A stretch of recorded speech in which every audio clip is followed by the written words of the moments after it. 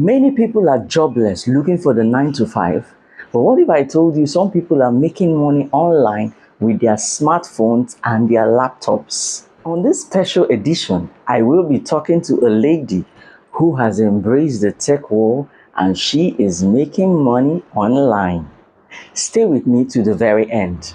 Welcome back to Bonnie's chat room. If you're seeing me for the first time, I am Tiki. You can call me Titi. On this channel, I bring you real life business stories that can inspire you and change your life forever. I am with a lady who has embraced the tech world. She's into coding and website designing, and she is making real money. If you're not a tech person and you don't understand what is coding, she's going to explain to us bit by bit what it means and how you can learn it and use it as your side hustle or even a full-time job. So stick with me to the very end while I introduce my guest to you. Thank you so much. Please kindly introduce yourself. That introduction is something that I always run from. My name is Brising Teresa. Techie. Techie boss. I'm a web designer, I'm a graphics designer, and I'm a user interface designer. I'm also the founder of Girls in Tech Initiative by OSA, and I think that's it. So how long have you been in the tech world? You will do the calculation because I graduated 2008. I did my service 2009. So let's just say from 2010 till now. Okay. So we know in 2020, that was when a lot of people embraced tech. Yes. Because of the pandemic. That was when a lot of people started knowing what AI was and all that. How did you cope at that era? Was it a time for you to grow because you have been in the tech world? And how I coped was even better for me. That it's more like people got to understand my importance, not me struggling. Because the time of the 2010 till that time, I was really struggling. There were a lot of challenges because then there was no word like woman in tech or girl in tech. Mm-hmm. It was strictly, everybody thought it was a man's world. So, and if people hear about tech, they just feel, oh, it's all about programming, it's all about coding. I don't know maths, I don't do this. So, but for me, it was a struggle. At the same time, it was a building process for me because the more I was rejected because I was a female, the more I got better at what I was doing. So I take all the turn downs and go back and learn more about what I know to get better at it. I had this mindset that I have to be so good that they can't do without me. So while they were rejecting me, at some point, even one guy even told me, why don't you just go and get married and forget about this tech thing? It's not for you. And I go home, I was thinking about it. I said, Kai, no, Teresa, you've been stubborn since small. All the football, the way you don't play them, all the slap, you don't slap balls, volleyball and all that. Vex, learn this tech, like say tomorrow, no day. So that's the anger. It was intentional. It was intentional. Like I didn't, you can't even find me outside. If you see me outside, I'm going for training. And then I was even playing for Bayelsa State. I was playing Abula for Bayelsa State. So if I'm not training, I'm using my system. So that 2020 period was just it was the blowout for me. Okay. And people were like, okay, we know one girl that is into tech. Let's see. And that's how Girls in Tech started. Oh, wow. Because I've been talking to one or two girls, training them quietly. But that 2020 era was when lots of girls, everybody's eyes were open. Like, okay, what can I do in tech? What can I learn in tech? As I said, some persons don't even know how to use Microsoft Word. But because of the pandemic, lots of people are now like, okay, let me learn this thing. What can I do with it? I said, even a secretary, you're supposed to know how to use a computer. You're supposed to know how to use your phone. So because most persons didn't have the cash to buy laptops, we now started teaching them on their phones how to download one or two so they can be working on the go. And then the remote jobs came in where you could actually do job for somebody outside the country and all that. I was already doing that before that time. Okay. So it was a process. It was a very crazy process. But the pandemic brought everything out, which I'm so glad. Interesting. So talking about coding and website design, someone that's watching will be wondering, what is coding? What is website? Can you throw more light on that? Coding is about programming, a programming language. Now, let me give an instance. The website design I talk about, there is a back end where people actually write programs. And now it's not so difficult anymore because you can use your phone and download these applications and learn how to code on your phone. If you want to be an engineer, maybe a software engineer or a software developer, those are people that have this intention to build things. If you say you want to build something, you don't want to use what somebody is already using or what people are using. For example, the Instagram, you want to build something privately. You can actually build them, and that's where the coding comes in. That's where the programming language comes in. But for you to do that, you have to learn programming languages. We have the likes of Python, we have the C++, we have the Java, we have there's a lot. But you have to look for. That's why AI is there. You have to find out which one suits whatever you want to do, so you don't keep searching without any answer. You have to be specific, because the prompting you give to it is what it gives back to you. So you tell it, okay, this is what I want to do. What programming language should I go and learn? And it will tell you. Wow, this is remarkable. So we'll be right back after a short break. Don't go nowhere. Welcome back to the show. We are still with Teresa. Thank So you. now is the biggie. You know, everybody, anything people go into, they always think of money. Okay. So how can people who are into tech or who know how to use their laptop and phones to do other things in the internet, how can they make money with their skills? Okay, I think that's a very easy question. Now, before I answer that, let me give an analogy. If you're a boutique owner, for example, and you want people to see what you do, the first thing you have to do is, okay, you have WhatsApp status. That's before you even go to Facebook. You have WhatsApp status. So you have to take a good picture of your clothes, right?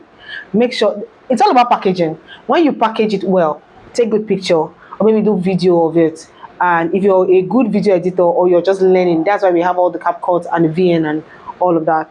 When you edit it beautifully and then put it up and say it's in store, or it's in stock, or it's available, you're already selling.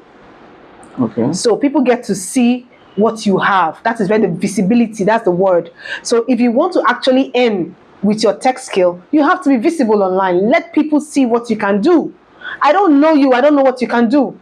But if you showcase what you can do visibly, the visibility online, whichever platform, if you're into fashion, if you're talking about the tech skill, for example, let's say you're a graphic designer or you're a programmer. If you do some videos of yourself programming and then you write, oh, if you want to build this, just contact me. People are seeing. They might not contact you immediately. Sometimes it takes months, sometimes it takes years, sometimes it takes weeks. Sometimes it takes that minute. Somebody say, I've been looking for who will do this. But you have to be visible. You have to sell yourself. Let them be let there be confidence. There should be a boldness about you that it is something you know. They should not don't do trial and error. Because sometimes when you're not confident in yourself, you don't get clients. But when you are bold about what you can do, it's your boldness that sells. It's not. That's the value you place on it. The value you place on what you know is how you sell. So your visibility is very important. How you package yourself is important. The audience you're looking for is important. You should not be coding and then maybe you be on Instagram. Okay. I'm not saying you should not be on Instagram. I'm just saying Instagram is for people that like fashion, food. So you should know the platforms that will sell okay, you. Okay. So what are So the if platforms? there is LinkedIn, you can be on LinkedIn and be talking about your coding journey. Okay. There are lots of people that will be seeing what you're doing, and then before you know, somebody will just chat you up. And sometimes you can even do what they call cold DMs, meaning you look for recruiters and you send them DMs to tell them, oh, this is what I'm into, this is what I can do. I can you look at their sometimes you go to companies directly and tell them, oh, I can do this for your company. And you send them maybe your portfolio link, that if you have a portfolio link of where you put your things, and you send them the portfolio link, that's a cold DM. You're going to them directly and telling them what you can do for their companies, how you can make their businesses better. That's selling. That is visibility. But if you keep it to yourself because you have a knowledge and nobody knows you, you can't sell. So it's easy to make money online when you're visible to the right audience. Okay. So even if it's Facebook, you can still sell on Facebook. There are some people that contacted me. It's not because I am even online. It was because I've done jobs for people that they know and I came highly recommended, which is a referral. So you have to be so good at what you do that you're not looking at the next person as your competition. You yourself, you are your competition because you have to be better than your yesterday. Yeah. So the more you keep getting better and talking about your journey online to the right audience, definitely you will sell. Interesting. So now someone that wants to become a website developer, wants to go into coding, how long can it take for the person to learn? Okay, that I would, in general, I would say minimum of 3 months. Okay. But it boils down to the individual that is learning. It might take you, let's say, 2 months to learn a skill. It might take me 2 weeks. So it is the speed of the individual, the assimilation of the individual, and the creativity of the individual that matters. If you're creative about what you're doing and you're so good at it that even somebody that's been, it's not about how long you've been there, it's about how well. Even in friendship, even that's what I always say. It's about how well you know this thing. It's not about how long. You can be in it for 10 years and still nothing comes out. But if you're determined to get better, it's not about the timing. It's about you, your determination, and your visibility. So now for beginners that want to go into the tech world, what are the mistakes they need to avoid in the process of learning? The mistake is even less now. The reason I'm saying that is because there are AI tools. First of all, find your interest. Once you find your interest, because tech is everywhere. Tech is what we live in today. So you need to know where your interest lies. So if you want to say, okay, you want to be a cybersecurity agent or something, you have to build your interest on that particular field. Don't go to every field. Every market is not for you. You have to be specific in your findings. So once you find your interest, right, then you will look for, you can, like I said, you can go to ChatGPT or you go to YouTube and look for people that are good, that have videos to train you on that particular field. You have to stay focused because the internet is a distraction in itself.